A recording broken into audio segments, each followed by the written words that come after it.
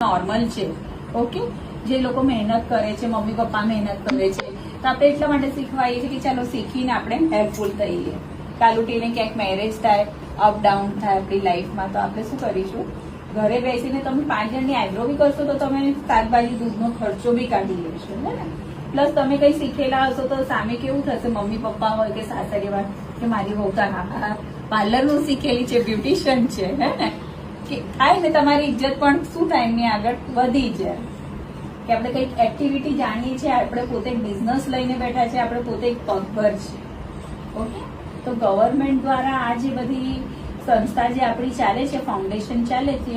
એ એમનું થીમ જ એ છે અમારું કે તમારા જેવી બહેનો કંઈક કરે, આગળ વધે, એ લોકો પોતાનું બિઝનેસ સ્ટાર્ટઅપ કરે. સ્ટાર્ટઅપ કર્યા પછી બી જે કંઈક તમને અહીંથી સર્ટી મળે છે, પ્રોડક્ટ્સ બધી મળે છે, એનું તમે ઉપયોગ કરી શકો છો, જેથી તમે તમારી જે પણ